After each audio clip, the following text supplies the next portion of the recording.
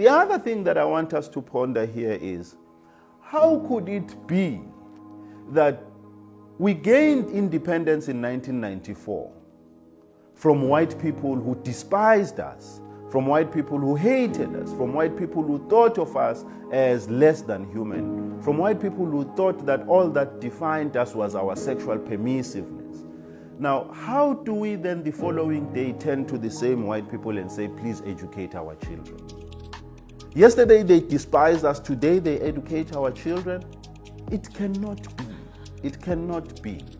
But here are even larger consequences, of this continued colonial education through white schools.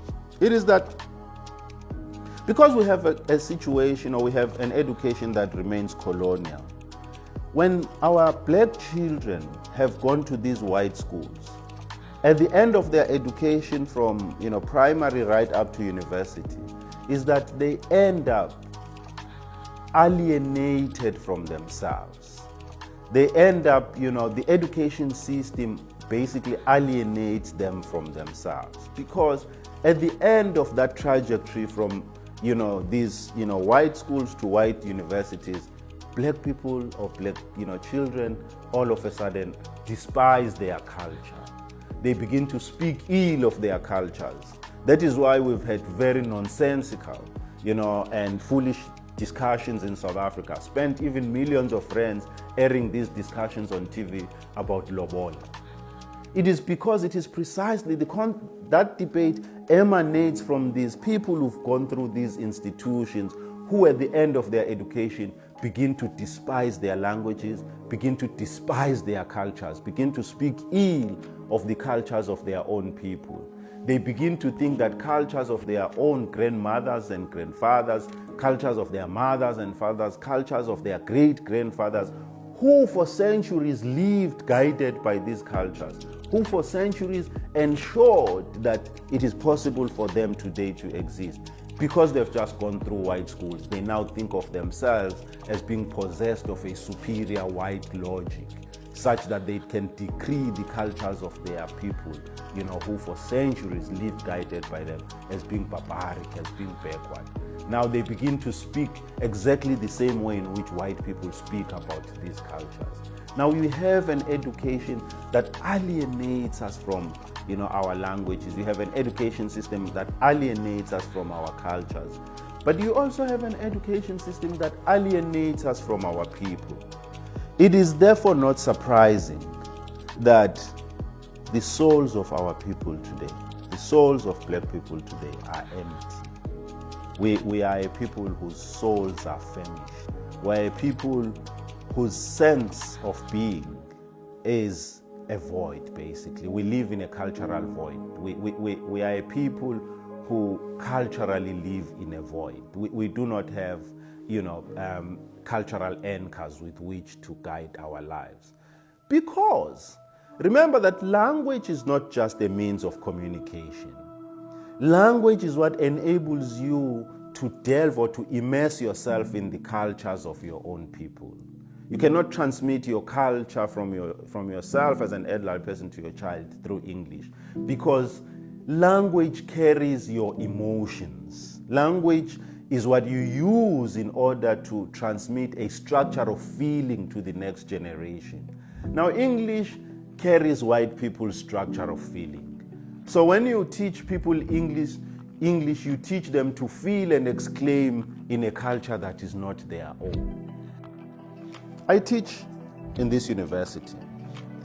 Often I meet first-year students who think that they've had good education because they went to white schools.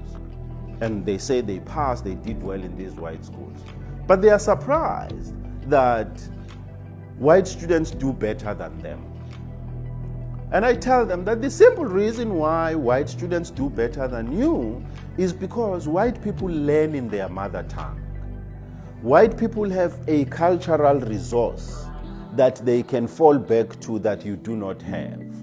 Because they learn in their own language, and in the university we teach them in their own language, for them they are able to process things even to a deeper level than you. They take them to their cultural content. or to their cultural context. For you, it ends at a superficial level. You cannot translate these things into your culture because you are already debased from your culture. You do not have those cultural resources. So it cannot then be that when we've taken people through this education, we say that they've had good education, because what do children learn at school? They do not only learn the technical vocabulary of their subject. They do not learn the technical contents. They do not just learn mathematics. They do not just learn history. They do not just learn physics. But they also learn how to behave. They also learn how to think. But they also sharpen their creative faculties. So, it is not surprising that South Africa is a country that supposedly is independent. But just as when it becomes independent, we're seeing fewer and fewer creative works that are written in our own languages. Now, you have to think hard. What is the most recent novel in Zulu that excites you? What is the most recent novel in isiXhosa, in isiTsonga, or Tshivenda that excites you? These things are hard to come by in our own country. How could it be? Would you be able to go to Japan and find Japanese people who are not able to speak Japanese? Would you be able to go to China and find Chinese people who are not able to speak their language? Would you be able to go to India and find Indians that are not able to speak their languages? What is wrong with us as black people? What is wrong is a colonial education system that denies us all of these possibilities for us to be creative. So we live in a country whose ideological universe, and at the center of this ideological universe is the education system, an ideological universe that turns us away from ourselves, an ideological universe that turns us from our own selves, that turns us away from our own people, that turns us away from our own cultures, that turns us away from our own languages. And the result of that is self-hate. Black people hate themselves in South Africa today.